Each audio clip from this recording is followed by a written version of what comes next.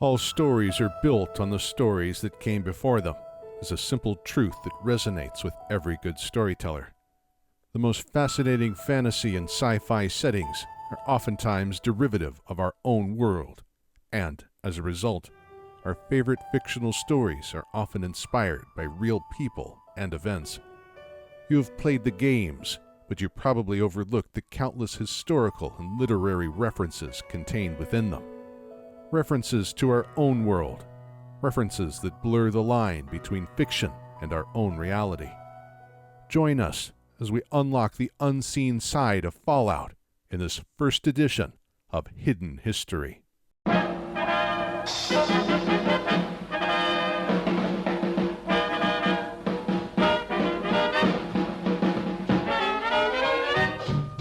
Then the Earth will become a wasteland because of its inhabitants and as a result of their actions.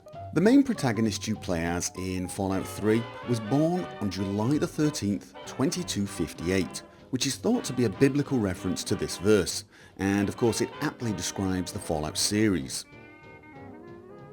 You almost certainly knew that Fallout heavily draws its themes from our world. With settings like Washington DC and Las Vegas, it's impossible to overlook where this franchise takes its inspiration from. One Fallout enthusiast from the United Kingdom went as far as to visit the American Southwest, and his mission? To take a pilgrimage where he would uncover Fallout's real-world locations and props. What you're seeing now is only a few of his findings.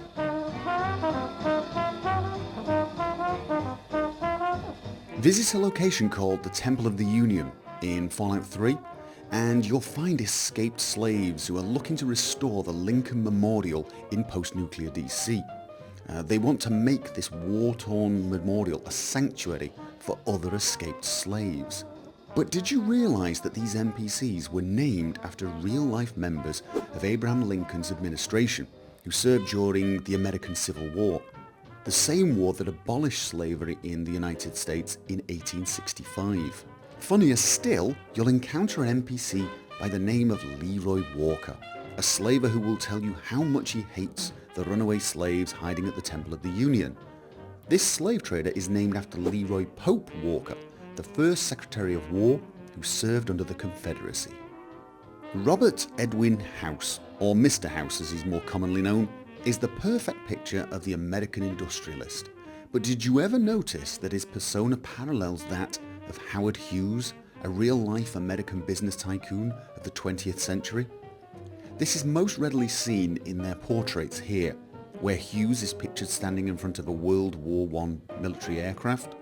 Robert House is mirroring him in turn by standing in front of Liberty Prime, the colossal American war machine featured in Fallout 3. Many of you probably already knew that, but the historical comparisons don't stop there. House's robot girlfriend, Jane, is thought to have been inspired by the 1950s film star Jane Russell, who was an actress and known lover of Howard Hughes.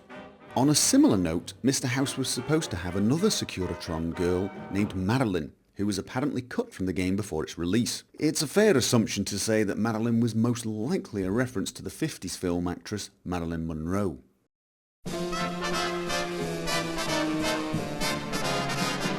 There were other robots found in the Fallout universe that referenced real-world people as well, some more obvious than others. You might have met the wig-wearing Protectron located in the National Archives and recognised his name as Button Gwinnett, a historical signer of the Declaration of Independence. In fact, this robot thinks he is the real Button Gwinnett who died in 1777, and if you ever tried killing him, he'll say this: I only regret that I have but one life to lose for my country. This is a reference to the Revolutionary War hero Nathan Hale, who said the same thing before he was hung by the British in 1776. Other robots are a bit more subtle about their historical references, so subtle in fact, you most likely miss them entirely. President John Henry Eden's propaganda iBots that endlessly play back those infamous broadcasts on Enclave Radio are rumoured to be loosely based on similar broadcasts made by US President Franklin D. Roosevelt during the Great Depression. These real-world radio broadcasts were a series of 30 evening radio addresses given by the president between 1933 and 1944. Are you a fan of the soft drinks found littering the wasteland? I know that you already know that Nuka-Cola is a clear reference to Coca-Cola. However, what you probably didn't know is that in the Fallout universe, Nuka-Cola's founder is named John Caleb Bradburton. A curious name indeed, considering it is a combination of the names John Pemberton and Caleb Bradham, the actual inventors of, you guessed it, Frank Horrigan. The main antagonist and final boss in Fallout 2 is the Enclave's finest weapon.